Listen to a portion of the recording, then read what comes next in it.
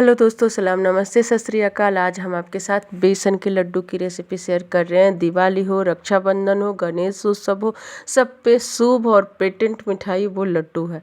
मैं तो इसे बहुत ही फ्रिक्वेंटली बनाती हूँ क्योंकि मेरे घर में सभी को लड्डू पसंद है और भगवान के भोग में भी चढ़ाने में बहुत आसानी से बन जाता है। तो हमने यहाँ पे मोटी वाली बेसन ली है, चक्की वाली।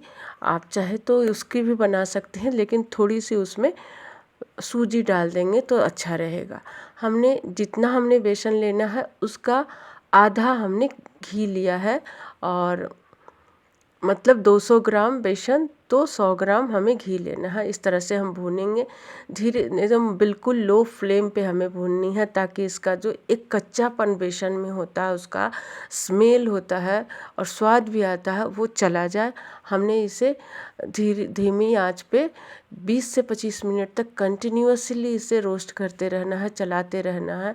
और आप देखेंगे पहले इसमें लम्स बनेगा, धीरे धीरे जितना आप रोस्ट करेंगे उसका लम्स ख़त्म होते जाएगा। वो गांठें जो बनती हैं ढेले ढेले जैसे, वो ख़त्म हो जाएंगी।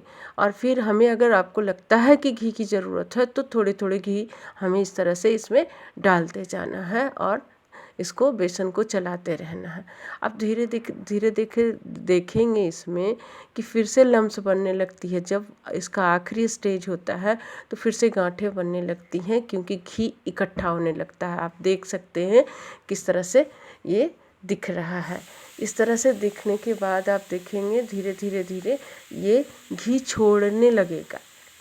हमें कंटिन्यूअस इसी तरह से लगातार इसे चलाते जाना है, और इसका टेक्सचर, कलर सब चेंज हो जाएगा धीरे धीरे, और एक खुशबू सी आने लगेगी, सौंधी खुशबू आती है। जिस तरह से हमें कच्चे चने से आता है ना, बेसन से आता है, एक खुशबू आपको मैं बता नहीं सकती, इतनी अच्छी इसकी स्मेल आती है, खुशबू आती है।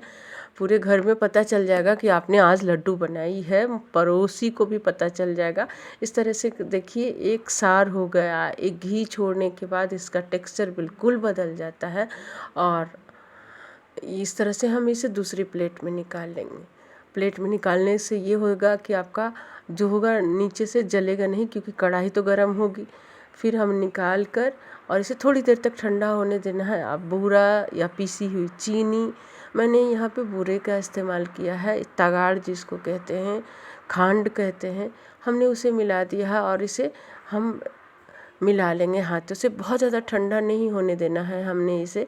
और इस तरह से हम बांध लेंगे।